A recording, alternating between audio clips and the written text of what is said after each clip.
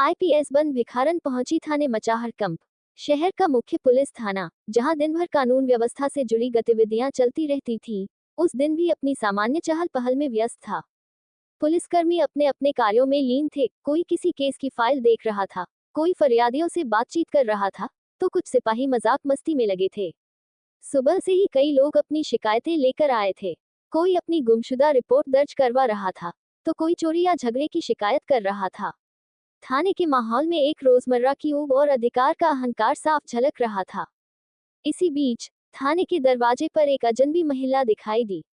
उसका हुलिया देख कोई भी यह अंदाजा लगा सकता था कि वह बेहद गरीब और लाचार थी।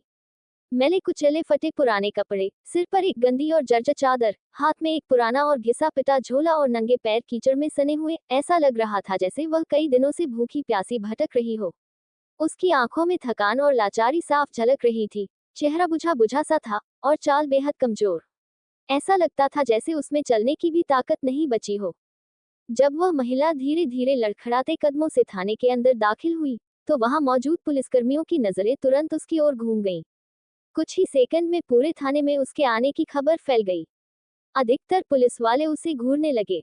उनकी आंखों में हैरानी से ज्यादा तिरस्कार और उपेक्षा थी, मानो एक गरीब और बेसहारा इंसान का पुलिस थाने में आना किसी अपराध से कम नहीं हो। थाने में बैठे कई पुलिसकर्मी आपस में कानाफूसी करने लगे। किसी ने कहा, लगता है कोई पागल औरत है, यहाँ क्या लेने आ गई। तो किसी ने दबी आवाज में कहा, अरे कोई चोरनी होगी जो अब बेचारी बनने का नाटक कर रही है। वहां बैठे कुछ फरियादी भी उसे देखकर अजीब नजरों से देखने लगे, जैसे उसके वहां होने से उन्हें भी असहजता महसूस हो रही हो। तभी सामने बैठे एक सिपाही ने गुस्से से अपनी मूंछों पर ताव देते हुए कहा, अरे ओ, तुम यहाँ क्या करने आए हो। महिला ने धीरे से नजरें उठाई, लेकिन वह चुप रही। उसने आगे बढ़ने की कोशिश की, लेकिन उसी समय दूसरे सिपाही ने उसे रोक दिया और नाक भान सिकुड़ते हुए बोला, अब ये भिखारी यहाँ क्या करने आ गई। यहाँ भीख नहीं मिलती, समझी। उसकी आवाज में घृणा और कठोरता साफ झलक रही थी। महिला थोड़ी सहमी, लेकिन वह रुकी नहीं। उसने फिर से एक कदम आगे बढ़ाया, तो पुलिसकर्मी को और गुस्सा आ गया। उसने अपनी डंडा उठाकर जमीन पर पटका और ऊंची आवाज में बोला, बोल, क्या काम है। अगर भीख मांगने आए हैं तो यहाँ से भाग जा, वरना उठाकर बाहर फेंक दूंगा।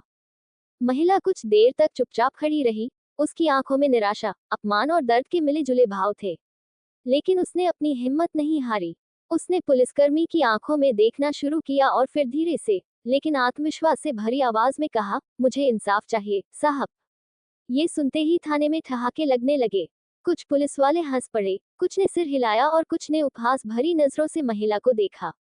एक पुलिस वाले ने व्यंग्य करते हुए कहा, इंसाफ तेरे जैसे भिखारियों के लिए, इंसाफ पैसे वालों के लिए होता है, समझी। उसके इस व्यंग्य पर वहां खड़े पुलिसकर्मियों और कुछ फरियादियों ने ठहाके लगाए, लेकिन महिला की आंखों में अब भी एक अलग सी चमक थी। उसे देख कोई नहीं समझ पा रहा था कि वह कौन थी और क्यों यहाँ आई थी। पुलिसकर्मियों को क्या पता था कि वे जिसे भिखारन समझकर मजाक उड़ा रहे थे, वह असल में कौन थी।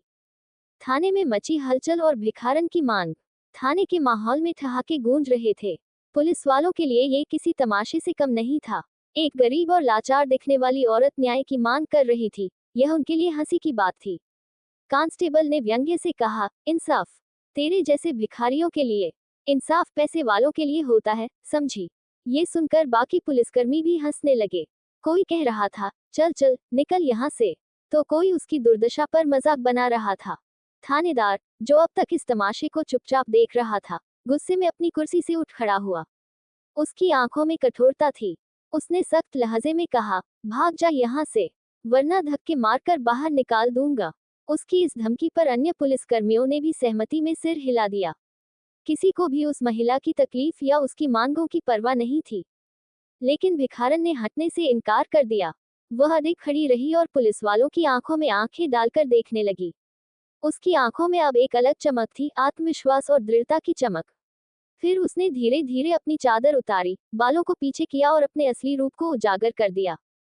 थाने में खड़े सभी पुलिसकर्मी आश्चर्य और भय से सन रह गए। वे जिस महिला को भिखारन समझकर धक्के मार रहे थे, वह कोई आम औरत नहीं थी। वह आईपीएस अधिकारी निधि वर्मा थी। उनके नाम से पूरा शहर परिचित था। वे एक सख्त, ईमानदार और न्यायप्रिय पुलिस अधिकारी के रूप में प्रसिद्ध थीं। अब तक जिन पुलिस वालों ने उसे अपमानित किया था, उनके चेहरे का रंग उड़ चुका था। थानेदार ने हड़बड़ाकर तुरंत कुर्सी छोड़ दी और घबराई हुई आवाज में बोला, मैडम, हमें नहीं पता था कि यह आप हैं। हम तो बस। लेकिन इससे पहले कि वह कोई सफाई देता, निधि वर्मा ने उसे कड़ी आवाज में टोक दिया। बस क्या, अगर मेरी जगह कोई असली गरीब होता, तब भी तुम लोग उसे इसी तरह धक्के मारकर निकाल देते। उनके शब्दों में गुस्सा और निराशा दोनों थे। अब तक मजाक उड़ा रहे पुलिसकर्मी शर्म से सिर झुका चुके थे। वे समझ गए थे कि वे कितनी बड़ी गलती कर चुके हैं। निधि वर्मा ने गहरी सांस ली और चारों तरफ देखते हुए कहा, मैं जानती थी कि पुलिस का व्यवहार गरीबों और मजबूर लोगों के प्रति कैसा रहता है, लेकिन इसे खुद अनुभव करना जरूरी था। मैंने सोचा था कि शायद स्थिति सुधर गई होगी, लेकिन आज मुझे अपने ही लोगों से ये सब सहना पड़ा। ये साबित करता है कि न्याय अब भी सिर्फ ताकतवरों के लिए है, कमजोरों के लिए नहीं। उनके शब्दों ने वहां खड़े हर पुलिसकर्मी को भीतर तक झकझोर दिया। कोई कुछ नहीं बोल पा रहा था। वे सिर्फ अपनी गलती का एहसास कर रहे थे। थोड़ी देर की चुप्पी के बाद थानेदार ने झुकी हुई आंखों से कहा, माफ कर दीजिए, मैडम। हमसे बहुत बड़ी गलती हो गई। अब से हम ऐसा कभी नहीं करेंगे। लेकिन निधि वर्मा का गुस्सा अभी शांत नहीं हुआ था। उन्होंने ठंडी आवाज में कहा, माफी मांगने से गलतियां नहीं सुधरती। सुधार के लिए सख्त नियमों की जरूरत होती है। फिर उन्होंने पूरे थाने को चेतावनी देते हुए कहा, आज से इस थाने में हर व्यक्ति के साथ सम्मानजनक व्यवहार होगा, चाहे वह अमीर हो या गरीब। और अगर कोई पुलिसकर्मी किसी गरीब या मजबूर व्यक्ति का अपमान करता पाया गया, तो उसके खिलाफ सख्त कार्रवाई की जाएगी। निधि वर्मा के आदेश के बाद थाने का माहौल पूरी तरह बदल गया। अब पुलिस वालों को समझ आ गया था कि वर्दी पहनने का मतलब सिर्फ शक्ति नहीं, बल्कि सेवा भी है।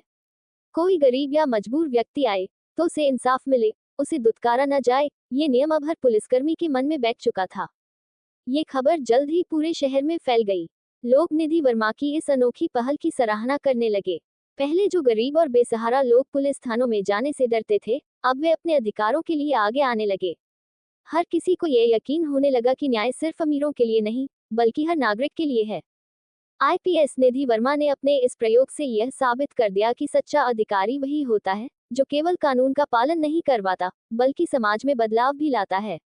उनके इस कदम ने न केवल उस थाने की पुलिसिंग को सुधारा, बल्कि बाकी पुलिसकर्मियों को भी यह सीख दी कि गरीब और अमीर के बीच न्याय का कोई भेदभाव नहीं होना चाहिए। इस घटना के बाद जब भी कोई गरीब या जरूरतमंद व्यक्ति थाने आता, तो पुलिसकर्मी उसे इज्जत से बैठाते, उसकी बात ध्यान से सुनते और मदद करने की कोशिश करते। अब थाने में न्याय बिकता नहीं था, बल्कि हर जरूरतमंद को मिलता था। यही एक अच्छे समाज की पहचान होती है।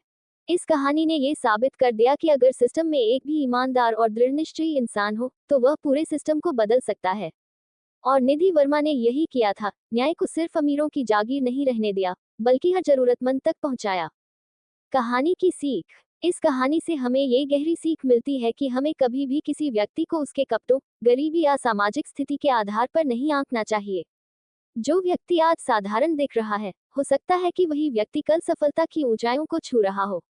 दुनिया की असली पहचान बाहरी चमक धमक में नहीं, बल्कि इंसान के चरित्र, कर्म और इरादों में होती है।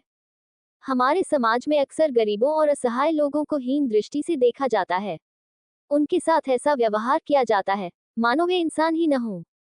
लेकिन ये कहानी हमें सिखाती है कि इंसान की पहचान उसकी स्थिति या पहनावे से नहीं, बल्कि उसके कार्यों से होती है। एक व्यक्ति चाहे कितना ही साधारण क्यों न दिखता हो, अगर उसके विचार और कर्म ऊंचे हैं, तो वह सबसे महान इंसान बन सकता है। सच्चा न्याय वह है जो सबके लिए समान हो। न्याय केवल अमीरों और ताकतवर लोगों के लिए नहीं, बल्कि हर नागरिक के लिए होना चाहिए। यदि न्याय केवल संपन्न लोगों तक सीमित रह जाए, तो समाज में असमानता और अन्याय फैलता है। इसलिए यह जरूरी है कि हम अपने आसपास के लोगों के साथ इंसानियत और समानता का व्यवहार करें। पुलिस प्रशासन का कार्य केवल अपराधियों को पकड़ना नहीं, बल्कि हर जरूरतमंद को न्याय दिलाना और हर नागरिक को सुरक्षा का एहसास कराना है। जब कोई व्यक्ति पुलिस के पास अपनी परेशानी लेकर जाता है, तो उसे डांटने या दुत्कारने के बजाय उसकी बात सुननी चाहिए। इस कहानी में जब निधि वर्मा ने एक गरीब महिला के रूप में थाने में प्रवेश किया, तो पुलिस वालों ने बिना उसकी बात सुने ही उसे भिखारन समझकर बाहर निकालने की कोशिश की। लेकिन जब उनकी असली पहचान सामने आई, तो सभी पुलिसकर्मियों को अपनी गलती का एहसास हुआ। इससे हमें ये सबक मिलता है कि हमें किसी भी व्यक्ति के साथ बिना पूर्वाग्रह के न्यायपूर्ण व्यवहार करना चाहिए।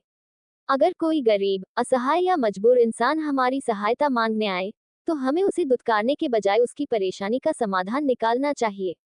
एक अच्छे समाज की पहचान तभी होती है जब वहां हर व्यक्ति को सम्मान मिले, चाहे वह गरीब हो या अमीर।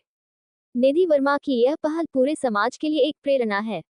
उन्होंने साबित कर दिया कि एक सच्चा अधिकारी या नेता वही होता है जो केवल कानून लागू नहीं करता, बल्कि समाज में बदलाव लाने की क्षमता भी रखता है। अगर हमारे प्रशासन में ऐसे ही लोग हों, जो न्याय को केवल ताकतवरों तक सीमित न रखकर सभी तक पहुंचाने का प्रयास करें, तो निश्चित रूप से एक आदर्श समाज की स्थापना हो सकती है। हमें अपने भीतर यह संकल्प लेना चाहिए कि हम किसी को भी उसके पहनावे, गरीबी या सामाजिक स्थिति के आधार पर नीचा नहीं दिखाएंगे। हमें हर इंसान के साथ सम्मानजनक व्यवहार करना चाहिए, चाहे वह किसी भी जाति, धर्म या वर्ग का क्यों न हो। समाज में बदलाव लाने के लिए हमें स्वयं से शुरुआत करनी होगी, तभी हम एक न्यायपूर्ण और समानता से भरा भविष्य बना सकते हैं। वीडियो अच्छी लगी हो तो, अगर आपको यह वीडियो पसंद आए हो तो लाइक, शेयर और कमेंट करना न भूलें। अपनी राय हमें कमेंट बॉक्स में जरूर बताएं। क्या आपको ये कहानी प्रेरणादायक लगी? क्या आप भी मानते हैं कि न्याय और समानता हर व्यक्ति का अधिकार है? हमारे चैनल को सब्सक्राइब करें ताकि आपको ऐसी ही और प्रेरणादायक और दिल छू लेने वाली कहानियां मिलती रहें। बेल आइकन दबाना न भूलें ताकि आपको हमारी नई वीडियो की नोटिफिकेशन सबसे पहले मिले। आपके समर्थन से हमें और बेहतरीन कहानियां बनाने की प्रेरणा मिलती है। धन्यवाद।